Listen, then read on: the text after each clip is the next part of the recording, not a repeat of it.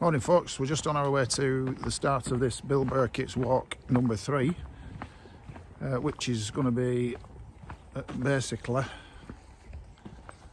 up there somewhere. It's only about a 3 miler and we're stopping at the Langdale Hotel. We've got a lodge there, so we're just having a one night overnighter, and it starts from a car park just up a road just here. And I've been coming to Langdales for 30 years and I never knew there was a car park there, so that's the first task, to try and find the thing. Lovely day. Got set off early this morning about 7:30. A load of cloud inversions on the way up. I don't think we're going to get any now. Now, the start of this walk, apparently according to Bill Birkett's thing, it's a bit boggy. So after all the rain we've had, I'm not looking forward to that. And the path seems to me to be ill-defined. So we'll have to see how we go. But on the top, should get some nice views of Grasmere. So onwards to the car park.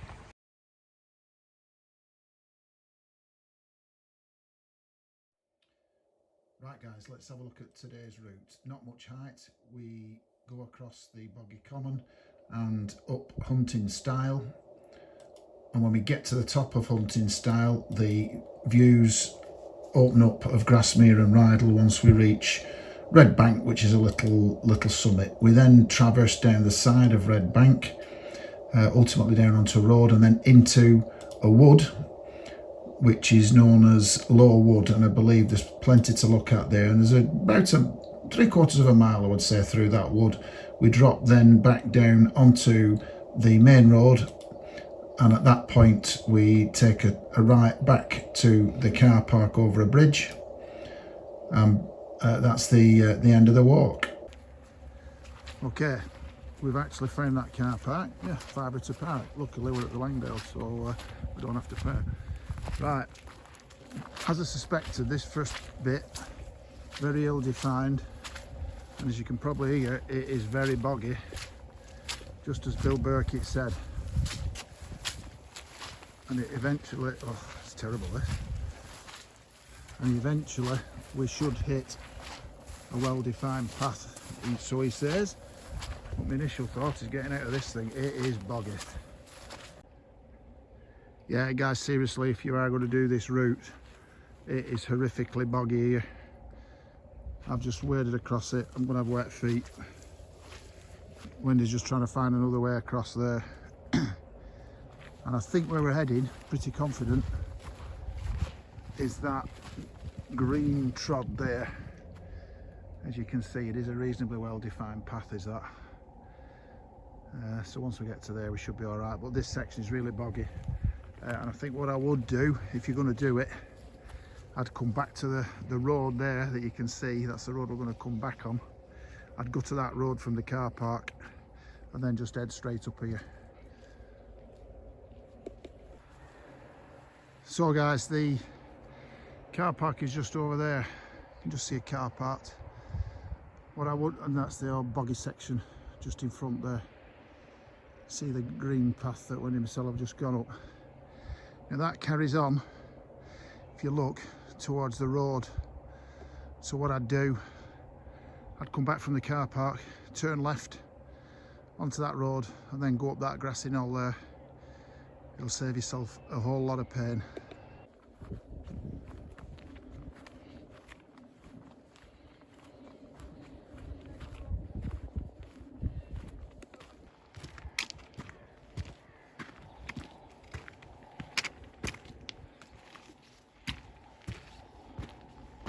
Tell you what, it's fairly steep here. Gets you puffing a bit.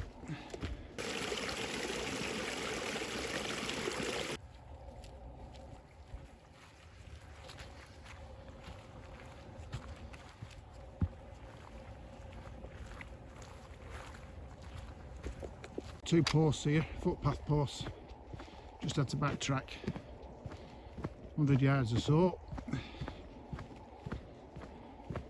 So the one to the left is the one we should have been coming up, which we did in essence. We came up there, but we followed it round to this wall, and if you look at the map, it doesn't. So that's our fault really, nothing to do with Bill or anything.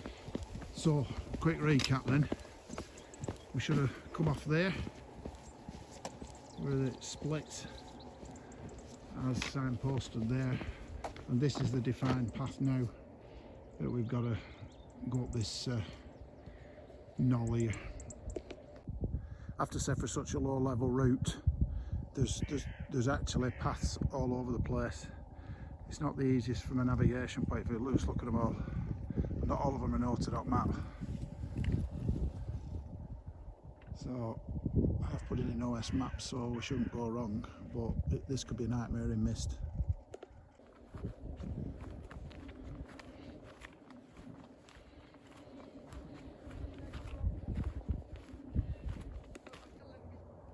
Right guys, so we're just on Red Bank now,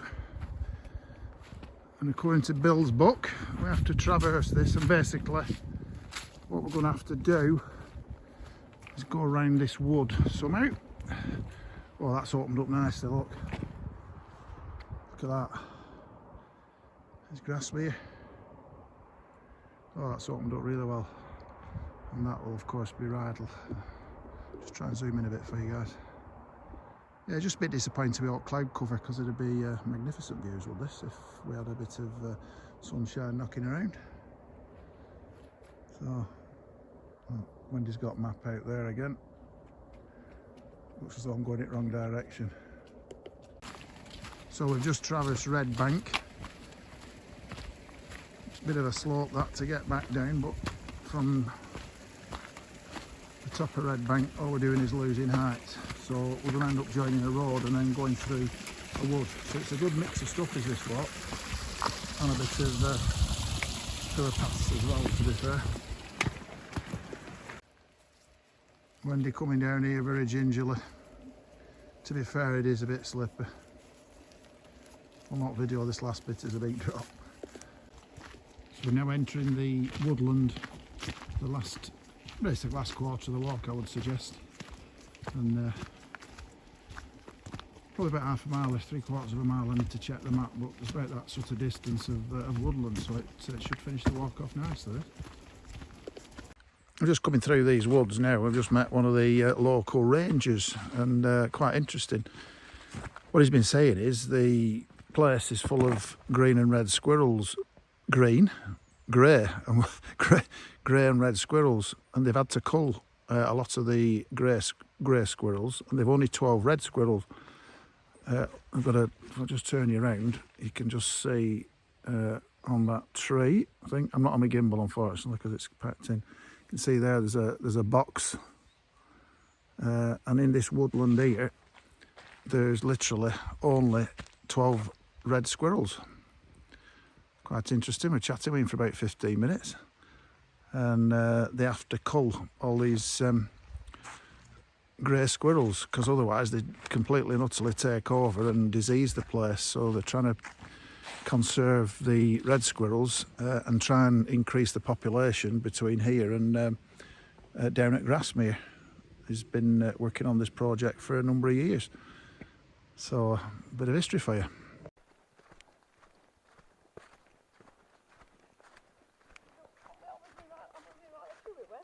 Yeah.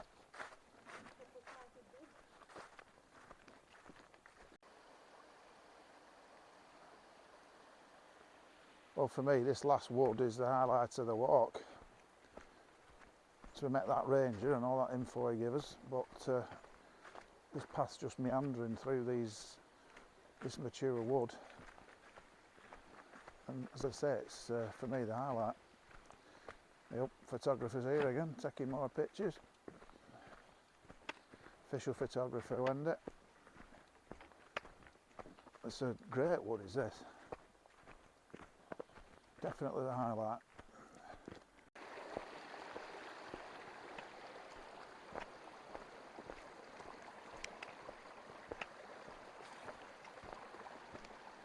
Gives a bit of everything, this wood. Loads of trees, as you'd expect in a wood, fallen stuff, stream, and red and grey squirrels, although we haven't seen any of them yet. Tell you what, this is a 3.5. Wendy's just going to go in there now and give you a bit of size perspective. Massive trunks, that, isn't it? Don't know what it is, man. Anybody tell me, looking at them leaves? Comments down below. Measures 40. Here we are, we've just found out what it is. Go on, Wen, tell them. It's a coast redwood. Tallest living species of tree on earth. Right. This redwood at high close measures 41.5 metres in height and has an estimated volume of 52 cubic metres, whatever that is. Compare this to the tallest recorded coast redwood at 115.5 metres, and our tree seems small in comparison. Crikey, it is.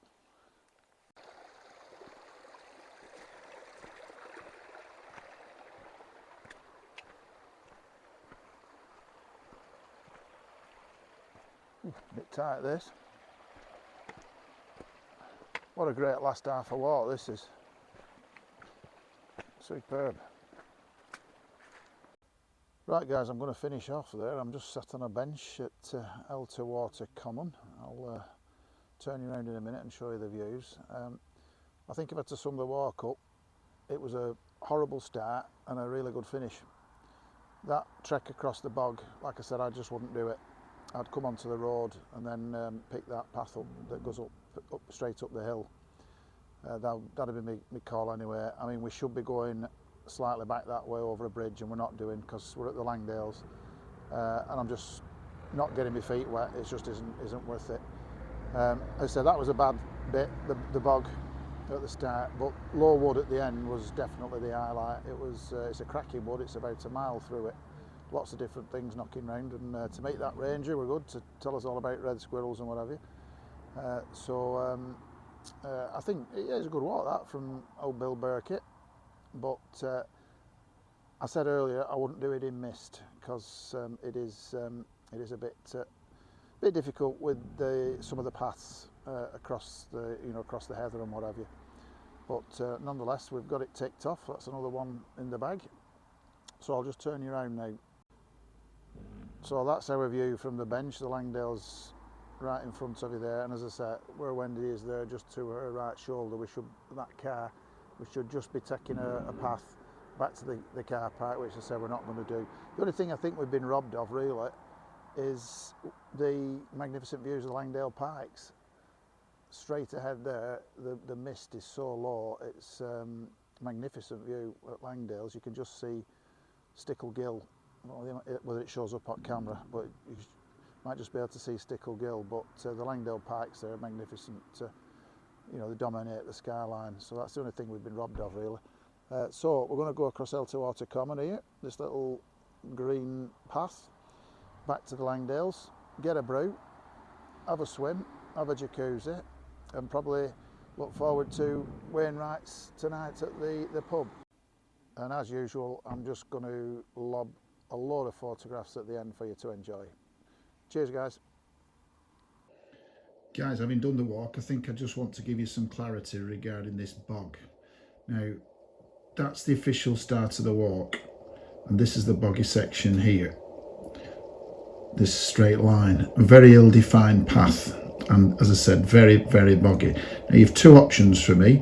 One, you could park at the car park just down here and then walk on this road here and then pick up the back end of the walk and get that grassy trod through there, and that way you will not have this boggy section. The other thing you could do if you do want to park at the car park, I think it takes a bit away from the walk, is you could just simply walk up the road here, along here, and then pick up the path there up Huntingstile. And that, if you recall earlier in the vlog, is where those two signposts were. So at all costs you want to alleviate this bit here. It's just a nightmare. So as I said, you have two options. Go up that way to the main road and then pick the grassy trod up there. Or, I don't like road walking, but another sensible option would to just do that little bit of road walking there until you hit the signs, and then the well-trodden path up Huntingstile is perfectly fine. Hope that helps.